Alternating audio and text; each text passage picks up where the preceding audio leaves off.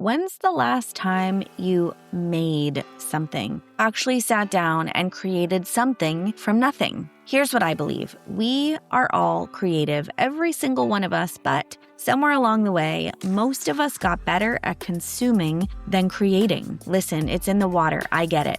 But that imbalance, it costs us something. Our energy, our sense of self, our authenticity, and being alive in our own experience. If you've had something on your heart to create and you want to use video to do it, Riverside is the best tool. It's what I use to make this podcast a studio quality recording platform for podcasts, videos, interviews, reels, social media content, whatever you want to make.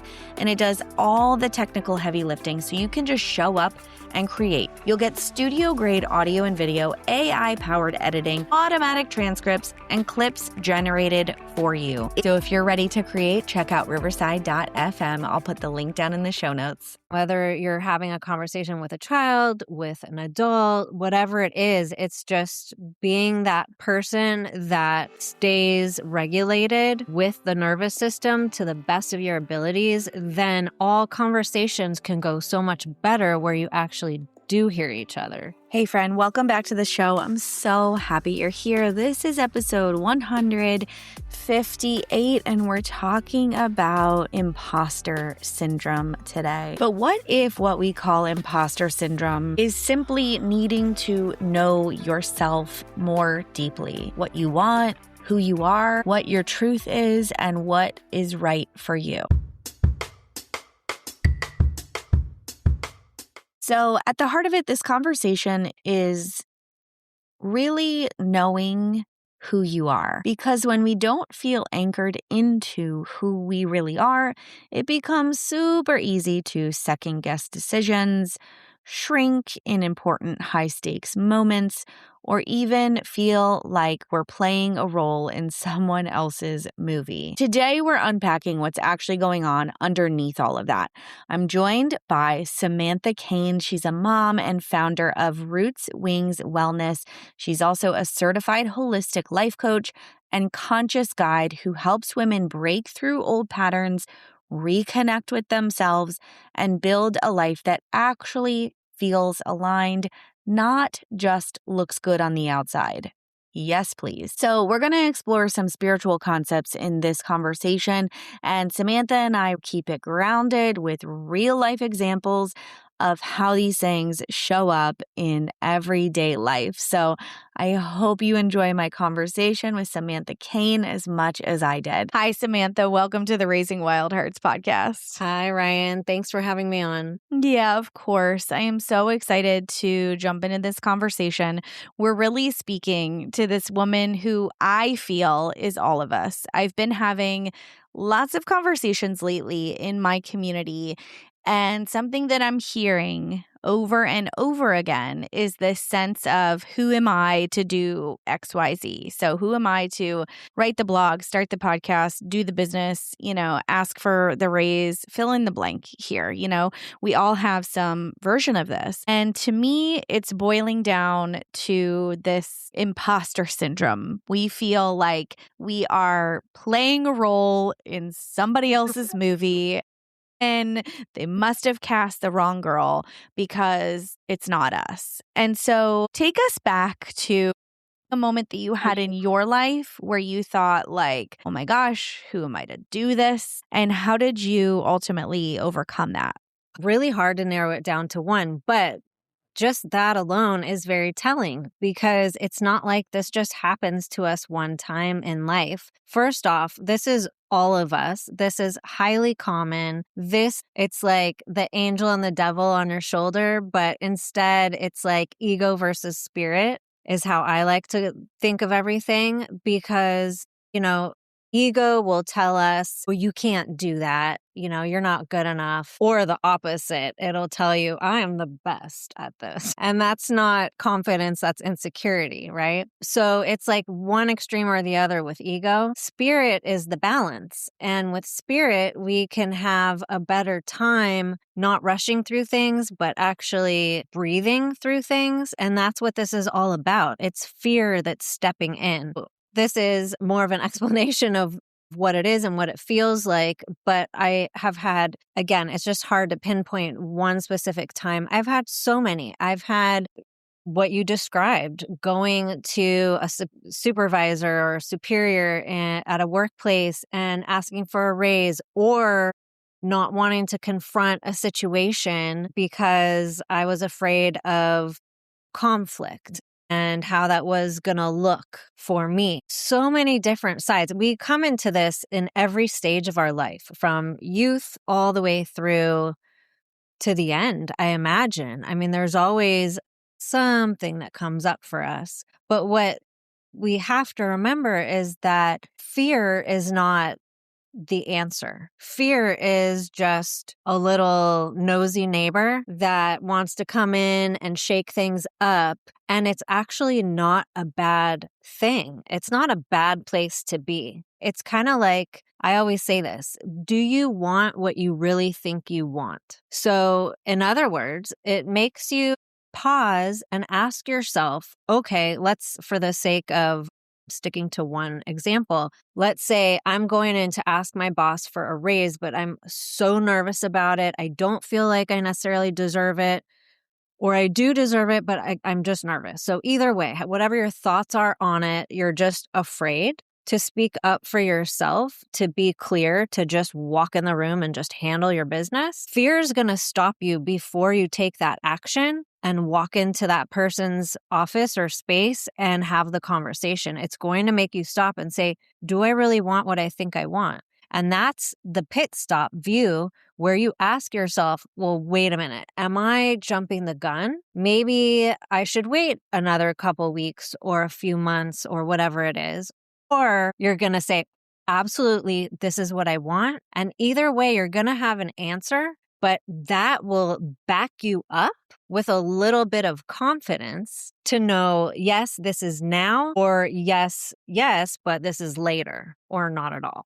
So I'm hearing you say that feeling in this imposter syndrome archetype, when we're feeling like we're playing a role in someone else's movie and how dare we, it's actually evidence that we are growing and perhaps doing something outside of our comfort zones. Yeah? Yeah, well said. Yes. Yeah. So that fear, that ego versus the spirit that comes up, I love that. I want to really unpack what is ego and what is spirit, and how do we know when it's the ego talking to us or the spirit talking to us? Sure. So with ego, you're going to feel like out of sorts a little bit. It's almost like ego will again, it's one extreme or the other. It's like ego could be stomping all over you, where you do feel like you're in an imposter syndrome headspace, where you are just like kind of killing your spirit. Basically, anything that's going to dampen or dishearten you and keep you down, right? It's almost like an abuse of power, so to speak. And then on the flip side of it, it is super powered, high confidence, but it's disguised because it's really insecurity. So it's like you're putting on a mask, it's a facade, and you're showcasing what you think is you in that moment, but it isn't really you. It's something else. And ego does two things for us. It either, again, kills spirit and keeps us small, or it jazzes you and pumps you up so hard it has you believing that, and it keeps you very far away from who you really are and what you're set out to do in this world. Spirit is the balance. Spirit is the breath. Spirit is the connection to source, or whatever you want to call it, to God or to any kind of higher energy, higher frequency. It's that higher self, that part of you that you feel fully connected to a divine sense of you. And you feel like, this is me. I'm stepping into my power. This is who I am. So when we're taking action and we're doing things throughout our lives, every moment of the day, it's almost like if you imagine a treble, where it's all like a bar graph, let's say, and everything you do in your life is like a treble, and it's like some is at 32%, some's at 68. If you imagine every breath, every moment, every action, every phase, every age, like, your whole life is like that, right? So you have certain percentages ego and certain percentages spirit. And we're all out of sorts all the time. But the point is to try to come home and recalibrate back to yourself as often as you can and let fear come as a visitor and say, hi, hey, what's up? I see you, but I'm not going to keep you around. I'm going to use you as an invitation to question what I'm going through, how I'm being, who I'm being through all these moments in my life, and alter those moments on an as needed basis. And that's the beauty of it, because we are the architects, we are the creators, we are the artists, and we get to choose where we want to go in all these spaces when we take our power back, when we remember that we do have a semblance of control and order in our lives, then everything doesn't feel so overwhelming and chaotic. So it's really cool because I think from where I'm standing, it's that our emotions and our feelings in any given moment can kind of give us a hint or a clue of whether we're in ego or whether we're in spirit. I was talking to somebody the other day on the phone, and I was speaking about kind of like a financial decision that our family was possibly going to make. And as soon as I said it, I was like, shouldn't have shared this right now. And, so the person came back with some criticism of why this would be a bad idea, so risky. And I'm like, okay. My first thing was like, you don't fucking know me and you don't know my decisions, right? So I went to ego like immediately. And I kind of just said like, well, we're weighing the costs and the benefits, and we are considering all of the information necessary to make this what you feel is a risky decision. And I just kept it at that. And it was an interesting experience because after the conversation, I couldn't shake it. I was like, ugh, like I was just like holding on to this like, yuck.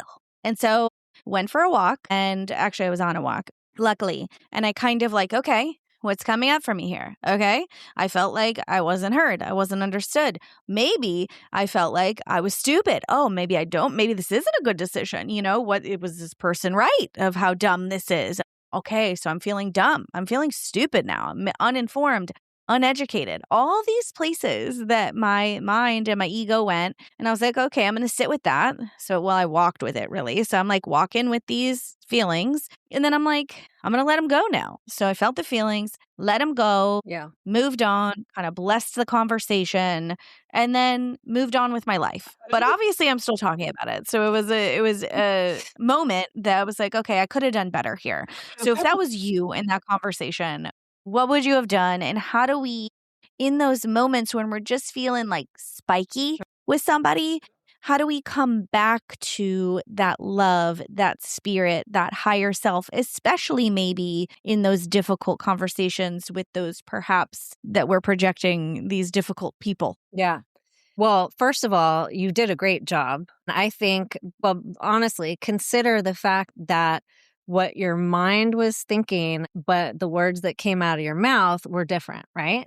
So that's true. Right. So you filtered and you edited, and that's what we need to do. True.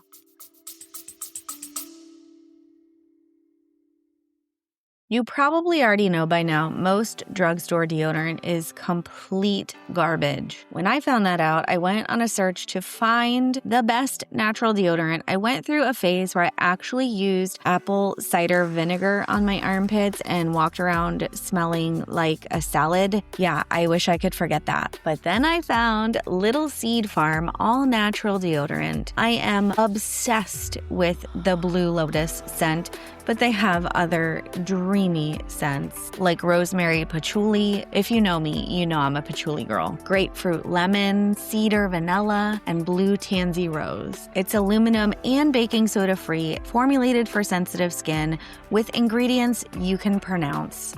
It also lasts like an entire day. Seriously, it's the only deodorant I've found that works like a charm. So if your armpits are ready for an upgrade, check out Little Seed Farm All Natural Deodorant Cream. I'll put the link down in the show notes.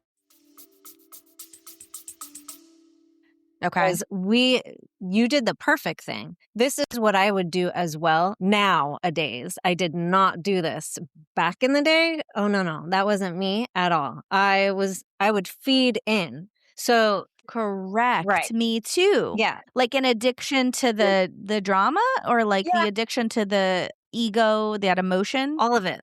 All of it. Okay. It's also emotional immaturity. Because when we're younger, and it's also a neglect of connection with emotional intelligence, right? So now that we make better choices, that's only because we've stopped and taken a look at the situation before we just are fed something in our ears, our brain is scanning through, and then we're like unsafe, high alert, risk mode, don't like it, this sucks, this feels horrible, and then it just computes right out our mouth immediately. But if when we're older, we get to change that and shift that into maturity, where we take the moment to filter through, then that's the best thing that you can do. And that has everything to do with ego versus spirit. Your spirit is like, all right, take a step back, let that person have judgment, let them criticize, let them say their piece. And then when it's the appropriate time, interject with your higher energy and show them what's up, but not with ego. It's, well, actually, da da da da. And then you just leave it, because this person usually on the other side is going to want to one up that.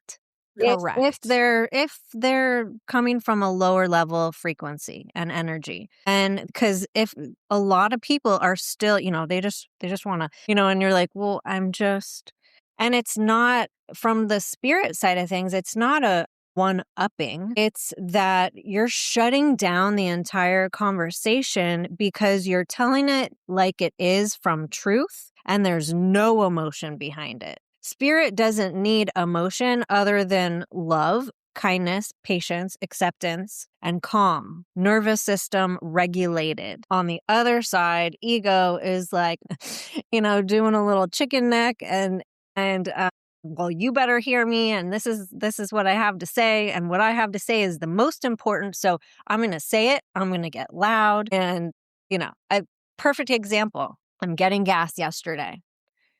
And whenever I'm getting gas, it's like, as silly as this is, I'm outside. So I'm taking a moment, I'm feeling the breeze, I'm like looking around. I live in a beautiful area where usually I have some view of mountains, right? I'm just looking at the birds flying around, and I'm not paying attention to the gas pump. I'm paying attention to everything else. And I'm always allowing my senses to just be open to everything, right? In this moment yesterday, there was this man who was at the business right over, and he's on like a headset or something, and he is yelling. And so there was no way for me not to hear him. And he was very angry at whoever he was talking to. He was really mad. It was like, and I felt his energy. I'm empathic, but I also felt it because it seemed so emotionally tied in. It wasn't like being mean anger. It was emotional anger. Like, you're not hearing what I'm saying kind of thing.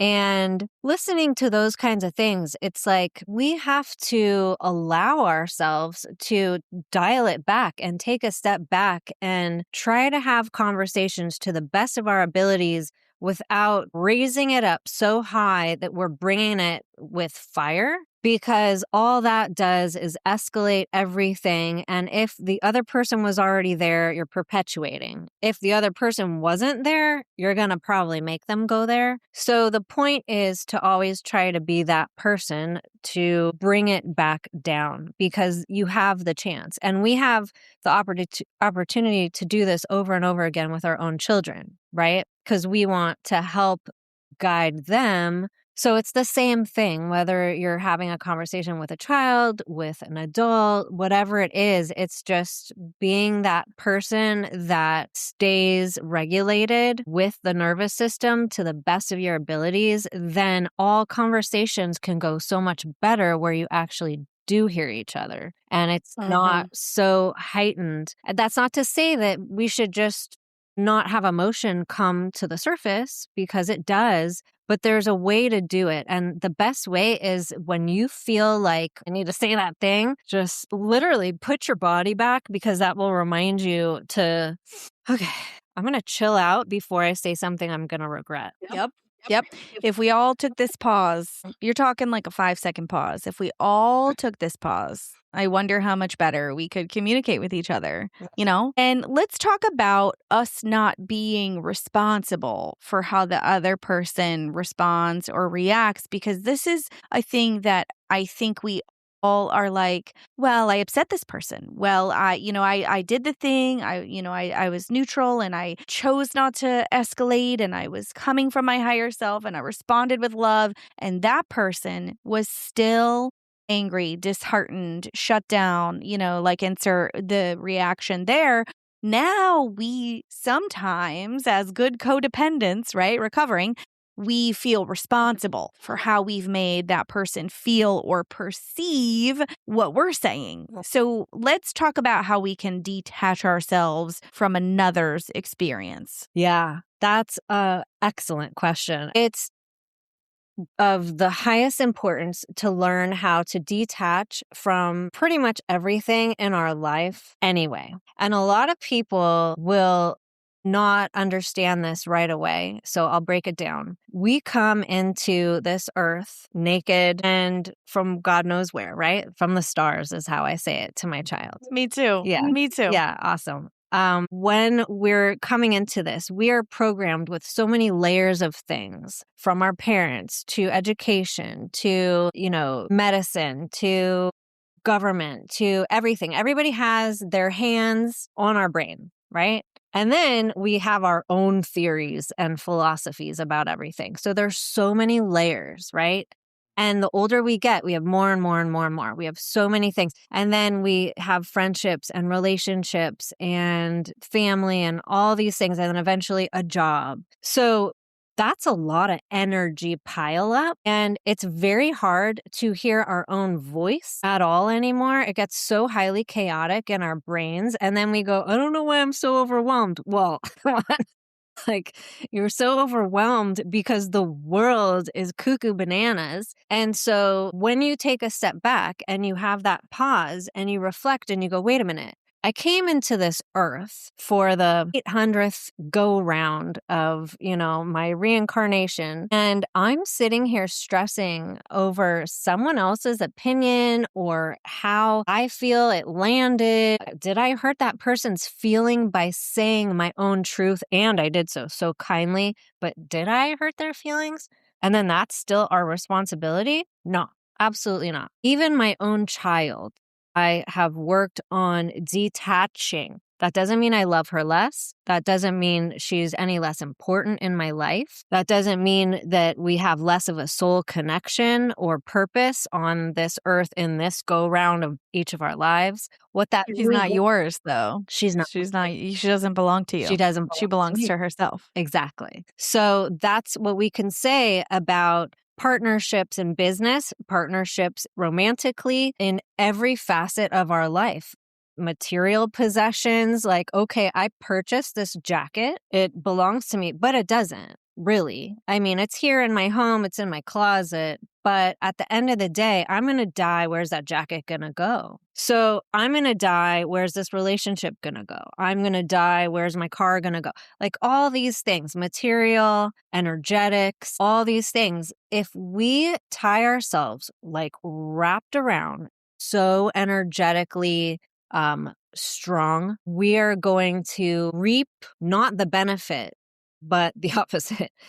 We're going to feel the stressors on ourselves that are not necessary to live a brilliant life. We're doing more damage in this way. And so to be in relation with yourself, with others, with material possessions, with the leveling up in your life, own it, but don't own it, and appreciate it and have the gratitude and the love for it, but don't obsess over it. And there's a huge difference, because when you understand that all you own is this moment, that's when you understand what true presence is. And then that's really what the gift is of life in this here and now moment. So beautiful. And I think this ties back into the imposter syndrome, because for me, once I started to lean into many of the things you're talking about, detachment and really this like, we're in this blip of time in this ever expanding universe, and we're like tiny little, like whatever, like we're just this sliver of like the entire experience. And when you put it into perspective like that, you start to think, well, like, who am I anyway? Like, who am I? And that's, for me, I've come down to this, like, sure, I'm not walking around as my highest self all the time. Like, don't get me wrong. And like, I am more in tune with her. I think she's the girl, my higher self. And so, anyway, so I'm more in tune with her. And this brings me to when we step into this little bit new way of living, like we're talking about right now, we're like, oh my God, what's going on? Everything I was taught is a lie. Everything I believed is a lie.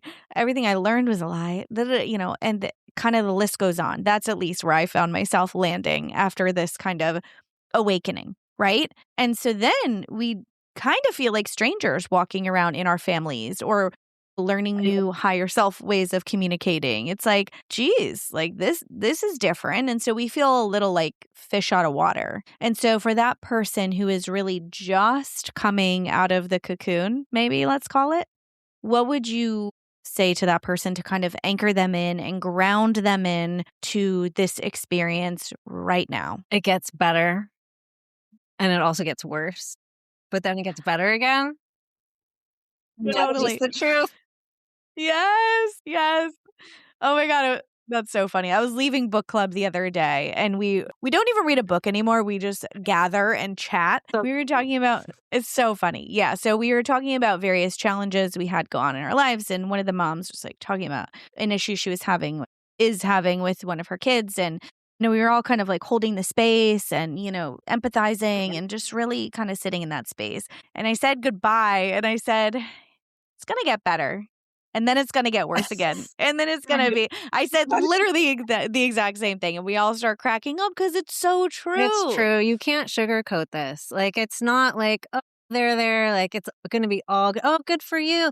It's like, are you ready, girl? Because it's a ride. I mean, once you open these doors, and when I say door, I envision like the biggest doors you've ever seen of your life, because it's portals, really. It's like there's so many worlds on worlds on worlds and levels and layers to all of it, that when you feel like your entire existence is awakened and shaken up, you're like, what happened to me? And you do absolutely lose a sense of yourself, and you do have a very hard time connecting, not just with you, but all your relationships and all the things you do and all the ways you think. Because when everything in the world is questioned, it's not just like one area of your life, it's just all the areas of your life. Then, like you say, it's like, who am I? And you have some kind of identity crisis. And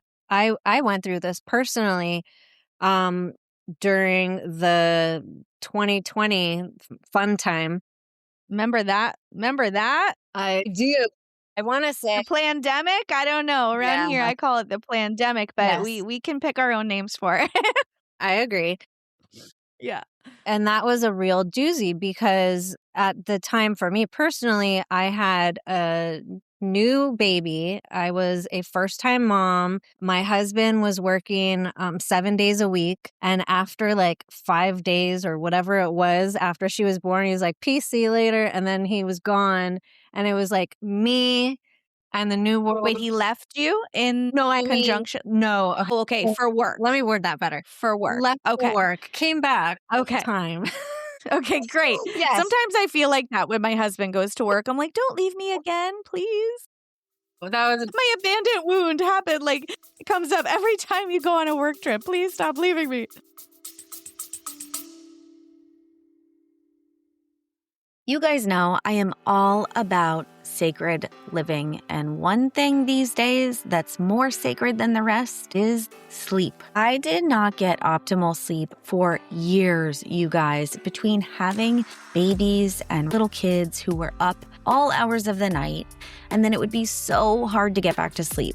And I don't know about you, but everything just sucks a little bit more when you're sleep deprived. One of the things that I cannot live without to support my healthy sleep practice now is Magnesium Breakthrough by Optimizers. Magnesium is the mineral your body uses to produce GABA, the signal that tells your brain it's safe to let go and relax. And when you're deficient, as most of us are, that signal to relax gets quieter, your cortisol stays elevated, melatonin stays suppressed, and your body wants to sleep, but physiologically you can't get there. Maybe you've heard the expression tired and wired.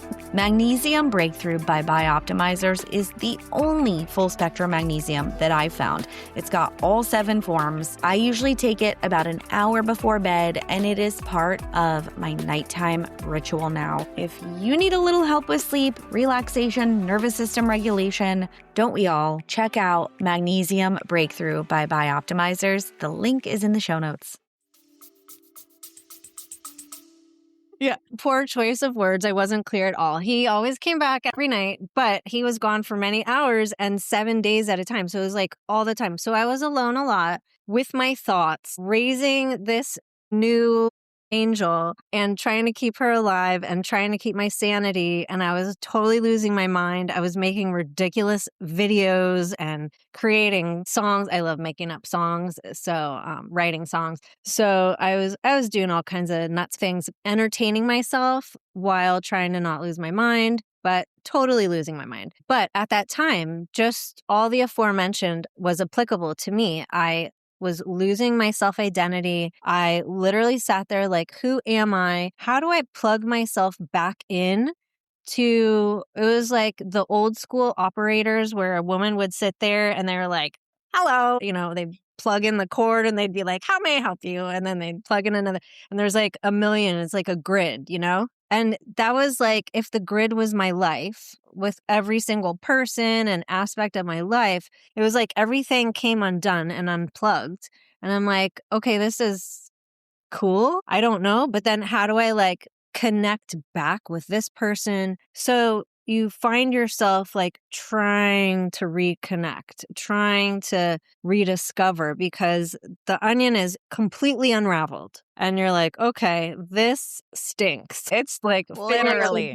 literally everything stinks. I don't know which side is up. I don't know who I am. I don't know how to circumnavigate this. I don't know what to do. And the thing was, it wasn't just me. It was that everyone was having their own experience at the same time. So it was so insane. But that was just one time. Also, we have these moments into motherhood with postpartum, or just being a new mom, postpartum or not, or people with trauma and PTSD or CPTSD and all the layers that come in and out. It's like waves, Sometimes we forget about these issues of our lives and then sometimes they're like right in your face again. Hey, don't forget about me. And you're like, I didn't. I was just trying to have a good day. So Leave me the fuck alone Leave for 5 minutes. Yeah, I'm just trying to breathe right now. But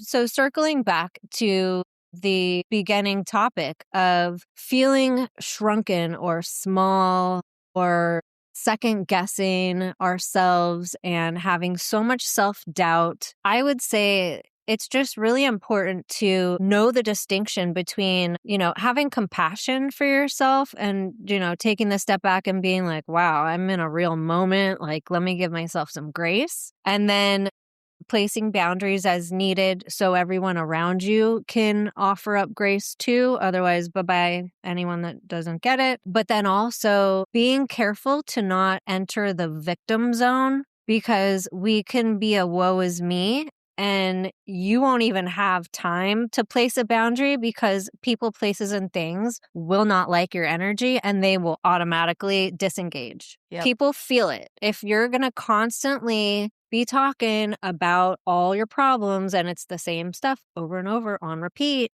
then they're going to throw that record out the window and it's going to break in a million pieces and they're going to be like, Ryan who? Sam who? Yep. So we have I've been on both sides of that.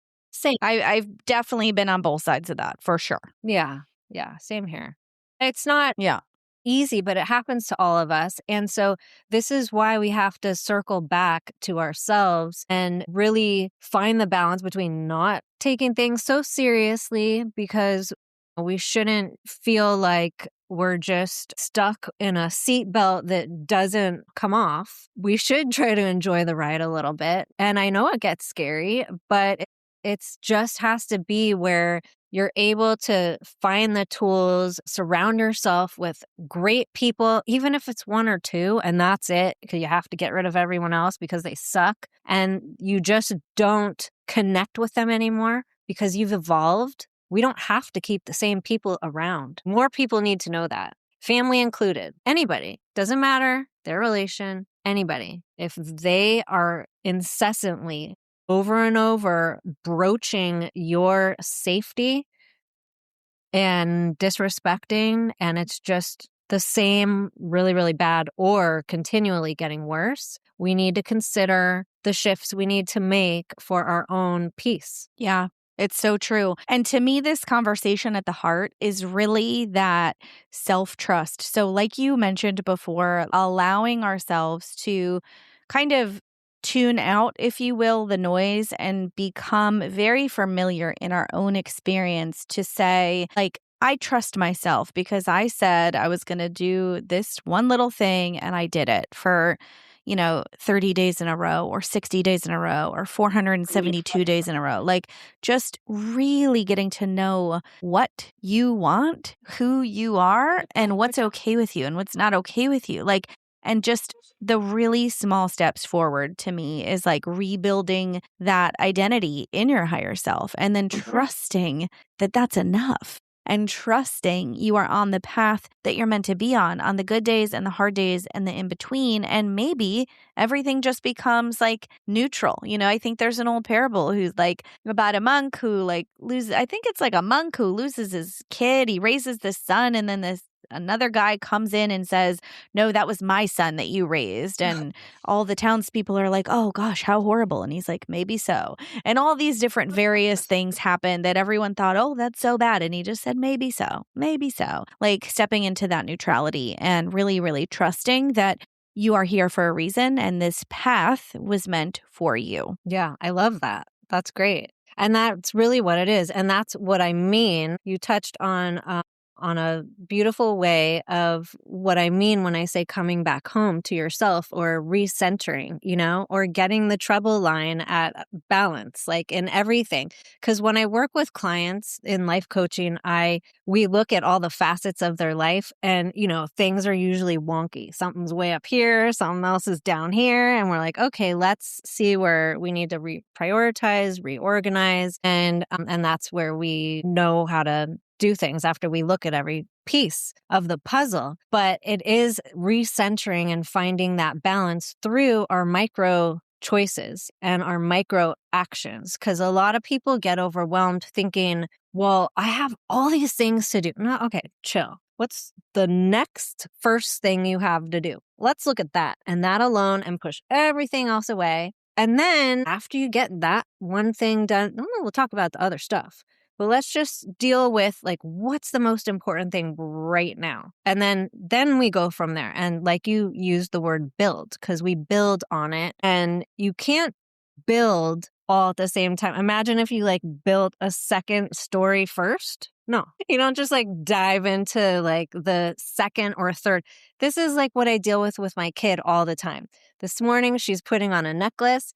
And I go, babe, is this the priority right now? Or were you supposed to be in the bathroom brushing your teeth and washing your hands? Jewelry's not the priority. Jewelry can be last. Let's brush teeth first. That's the most important. Or we have bonus time, I call it. After she gets the morning routine done, she gets into her bonus time. That's like her playtime. She can do art, she can play, she can do whatever she wants. But did you do the priorities first? Same as adults. We get distracted. We have phones now. We do all these things. We're getting crazy and we're going too far. So there's ways to reel yourself back in and like put your head down. I don't like people putting their heads down because then you're not seeing everything sometimes. But in this sense, when you are trying to focus on getting one good thing done, then yeah, like we do have to shine the noise and just get back to basics. Keep it simple. Keep it simple. It doesn't have to be so overwhelming. It doesn't have to be a giant thing. Yeah. So this conversation is just, I know that everybody here right now is like, yes, because I truly feel something my yoga teacher always says is like how she picks the class for the week is like, well, I felt like this is what I needed this week. And if I needed this, then the collective needed this too. Like we are all walking this experience in different bodies, in different houses and different lives. And also, it's so universal what we're going through. And so let's all, like you said, Sam, have a little bit more fun. This is something I could work on for sure, having more fun, not taking myself so seriously. I get very serious, and my husband would call it passionate. He's like, you're very passionate. I'm like, I know what you mean by that. So thank you. So for the woman here who's just like, okay, got it, like I'm going to move through this with more grace. How would you, asking for a friend, tell her to just have a little more fun through all of this? Asking for a friend. Asking for a friend. It's all of us. It's all of us. It is. Well, to add on to what your yoga teacher says and does is that it is about the collective. If you're feeling something, it probably is in the air, right? And so as the great Ram Dass says, he says we're all just walking each other home. And that's really what it is. So we don't need to be so opinionated and criticize other people's decisions and choices because that is their life to live. And we shouldn't be doing that to others either. And we should just be focused on our own next choice. That's it. Keep it simple. Love it. Yeah.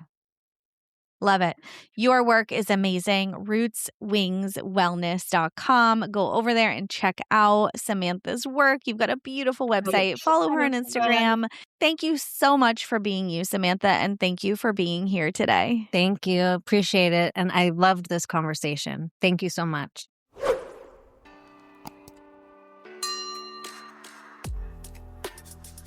Thanks so much for hanging out today. I loved this conversation so much. If you couldn't already tell, around here, we're skipping the small talk and going straight into the heart of the matter. I can't wait to talk to you in the next episode. Until then, follow along on YouTube or your favorite podcast player. And if this conversation sparked something in your heart, share it with a friend right now. Sharing the love is how we get the message out to more people. And as you know, the ripple effect is real. I will talk to you in the next episode, but until then, go love someone well.